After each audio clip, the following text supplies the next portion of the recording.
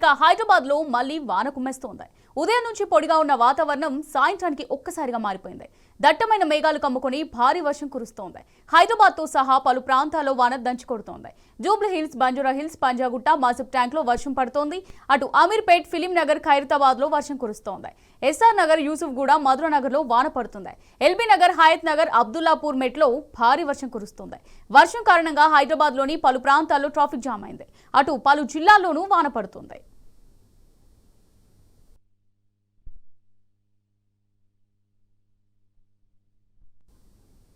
Right, ఇక దీనికి సంబంధించి మరిన్ని డీటెయిల్స్ మా రిపోర్టర్ రంజిత్ అందిస్తారు. రంజిత్, చెప్పండి, మరి హైదరాబాద్ లో 2 రోజులు భారీ వర్షాలు కురిసే అవకాశం ఉందని ఐఎండీ హెచ్చరించింది. రైట్, మరి ట్రాఫిక్ కి సంబంధించి చిన్న వాన పడితేనే ట్రాఫిక్ జామ్ ఎక్కువ అయ్యి వాహనదారులు చాలా ఇబ్బందులు పడుతుంటారు కదా, మరి ఇప్పుడు ట్రాఫిక్ కి సంబంధించి ఎలాంటి చర్యలు తీసుకుంటున్నారు? అమూల్య, హైదరాబాద్ లో వరుణుడు పగబట్టాడా ఏంటి? ప్రజెంట్ సీన్ చూస్తే అలాగే ఉంది. గత 2 గంటలుగా హైదరాబాద్ పైన వరుణుడు దండయాత్ర చేస్తున్నాడని చెప్పకపోవడం, చాలా ప్రాంతాల్లో జల దిగ్బంధంలో చిక్కుకుపోతున్నాయి. గ్రౌండ్ లెవెల్లో చూసుకున్నట్లయితే వాటర్ లాగింగ్స్ ఉండడం వల్ల ఎక్కడ పడితే అక్కడ ప్రమాదాలు సంభవిస్తున్నాయి. హైదరాబాద్ నగరంలో భారీ వర్షం కురుస్తుంది. ఇప్పటికే పలు ప్రాంతాల్లో మధ్యాహ్నం 3 గంటల నుంచి వర్షం పడుతుంది. రానున్న 3-4 గంటలకు కూడా వర్షం బాగా పడడం అనేది వాతావరణ శాఖ చెబుతుంది. ఈ నేపథ్యంలో ఇటువైపు జిహెచ్ఎంసీ కావచ్చు, మాన్సన్ హైడ్రా, డిఆర్ఎఫ్, ట్రాఫిక్ సిబ్బంది కూడా అప్రమత్తం ఉండాలి. కానీ ఇప్పటి వరకు కూడా వాళ్ళు ఏం పట్టించుకోలేని పరిస్థితి ఉంది. నగరంలోని ఎల్బీ నగర్, హయత్ నగర్, కూకట్పల్లి, అబ్దుల్లాపూర్ మేట్ భారీ వర్షంగా పడుతుంది. దీంతో పాటుగా జూబ్లీ హిల్స్, బంజారా హిల్స్, ఫిలిం నగర్, మణికొండ, గచ్చిబౌలి, హైటెక్ సిటీ, నానక్రామ్గూడలో జోరుగా వర్షం కురుస్తుంది. దీంతో పాటుగా మ్యాన్ హోల్స్ లో దాని యొక్క స్టీల్టు తీయకపోవడంతో రోడ్లపైకి వచ్చిన వాన, అదేవిధంగా వర్షం నీరు లాక్ కావడం వల్ల ఒకవైపు వాహనదారులు ఇబ్బందులు పడే పరిస్థితులు ఉంది. దాంతో పాటుగా ట్రాఫిక్ జామ్లు ఉన్నాయి. ఇప్పటికే ఐఎంఏ ఇండికేషన్ ఇచ్చినప్పటికీ కూడా దీంట్లో జిహెచ్ఎంసీ కావచ్చు, దాంతో పాటుగా హైడ్రా, మాన్సూన్ యొక్క డిపార్ట్మెంట్స్ తో పాటుగా డిఆర్ఎఫ్ కూడా దీనిపైన ముందస్తు చర్యలు తీసుకుపోవడం వల్ల రోజువారీగా ఇదే పరిస్థితి. వర్షం వచ్చిందంటే హైదరాబాద్ నగరంలోని ప్రజలకు కష్టాలు చెప్పనక్కర్లేదు. దీంతో పాటుగా ఎక్కడ చూసినా ట్రాఫిక్ జామ్. దాదాపు హైదరాబాద్ లోని ఎక్కువగా ట్రాఫిక్ సంభవించేది హైటెక్ సిటీ ప్రాంతాల్లో. హైటెక్ సిటీ కావచ్చు, ఇటువైపు మెహదీపట్నం నుంచే వాహనాలు, లింగంపల్లి నుంచి, కూకట్పల్లి నుంచి, అటువైపు పంజాగుట్ట నుంచి 4 వైపులా వచ్చేసి ఎక్కడ చూసినా. దీంతో పాటుగా సికింద్రాబాద్ తో పాటుగా హైదరాబాద్ లోని మణికొండ ఈ ప్రాంతాల్లో బాగా వర్షం పడుతుంది. దీన్ని ముందస్తు చర్యలు తీసుకుపోవడం వల్ల ఎక్కడికక్కడే కూడా ట్రాఫిక్ జామ్ అవుతుంది.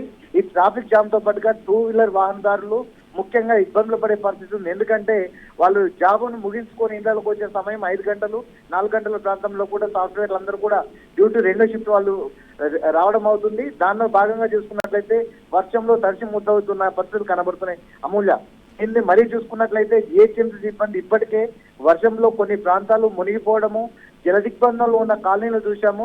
దానిపైన ఇప్పటి వరకు కూడా జిహెచ్ఎంసీ వాళ్ళు చర్యలు తీసుకపో వల్లనే కూడా ఇలాంటి పరిస్థితి అనేది ఎక్కువైంది. కానీ ఈ రోజు చూసుకున్నట్లయితే ఇక రాబోయే 6 గంటలలో కూడా భారీ వర్షం ఉందని కూడా ఐఎంఏ ఇండికేషన్ ఇస్తుంది.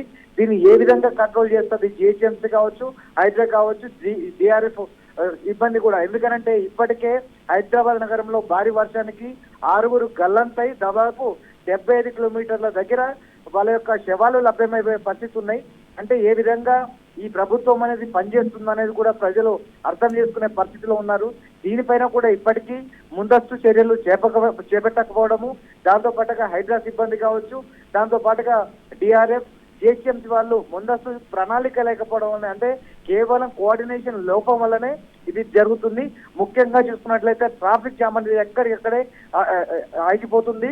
అవి వాహనాలు ముందుకు గడవడానికి కూడా క్షణాల టైం కాకుండా గంటల తరబడి ఉన్న పరిస్థితులు ఉన్నాయి.